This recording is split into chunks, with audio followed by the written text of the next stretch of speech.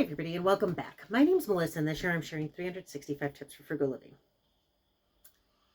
So today's tip, I'm trying to figure out how to say it. Okay, so if you have a lot of debt and you're slowly chipping away at it, don't look at it every day because sometimes, so if you have $10,000 in debt and then in a week you have $9,975 in debt, and in another week you have $9,965 worth of debt, it can feel very, very overwhelming because you're barely making a dent.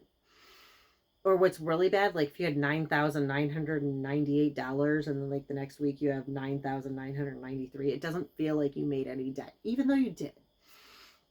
And then especially when like that interest then goes on. So like maybe you started out with like $9,998, and then the end of the month you get it down to like $9,875, but then the interest goes back on, so you're like back at $9,980. So you really like it's frustrating. So if you look at it too much at the beginning, it can be really demotivating, especially if like you're chipping away slowly. So I recommend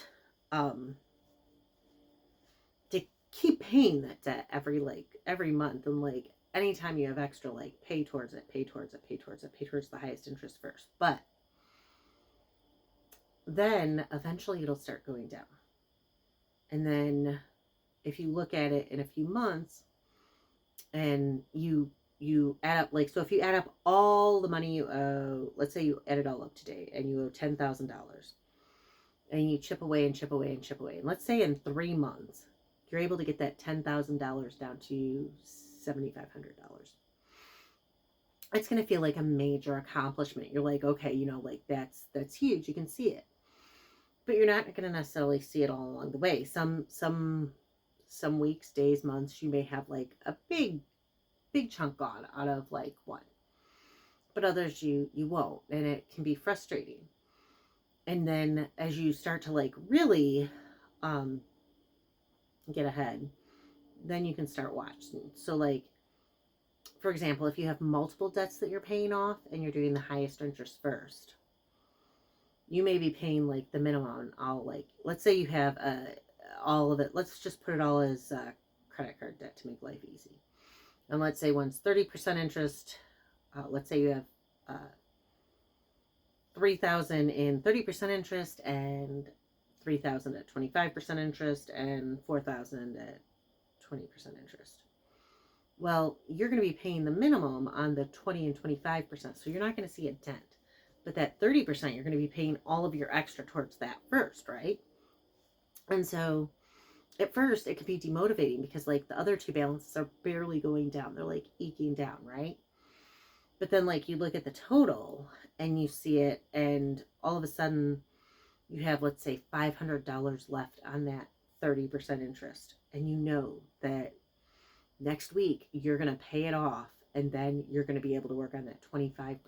That can be motivating. So it's about knowing when to look at it. You want to see that debt gradually going down, but if it goes down too slow, it can be frustrating, it can be demotivating, and you can quit wanting to do it. Like, I'm somebody who weighs myself every day. And so on days where, on like weeks where I'm like losing weight every day, a half pound, a pound, like big weight loss, I'm like really motivated to keep going. But on weeks where I stagnate and maybe lose like a half pound all week, and I bounce up and down the scale, and I'm eating healthy and I'm exercising and I'm doing everything right, it can be really demotivating. I'm not gonna lie. And don't tell me not to weigh myself daily, because it's my thing and I will always do it. Just like I will write down everything I eat for the rest of my life, probably. So, same thing goes for finances. It's when you're making the big gains, it's motivating, but when it's taking time, it's demotivating. So it's kind of about knowing when to look. So you definitely want to kind of like keep track of your balances, so like they don't get out of control. But as far as like that, really looking and seeing how much you have left, like as you start to approach the things being paid off, like my car is going to be paid off. I have 3 more car payments. And I'm so stinking excited about that because, like, then I'm done. And I talked to my mechanic, and he's confident because I was like, I want to see if I can make it 10 million miles. He's like, not in Illinois, you won't. And I was like, what do you mean? He's like, salt will get you. He's like, you have maybe. He's like, when did you get that? And I was like, 2019. He's like, you have maybe another 10 years on it before it won't be worth it anymore, because what'll happen is that there's so much rust on the actual mechanical parts that that it's not worth replacing them, because they rust out because of the salt from the road. And I mean, like, I recognize why we have to have salt on the roads in Illinois, because, you know, otherwise you end up in a car accident from the ice. But yeah, so I feel like maybe I can make it last a little longer.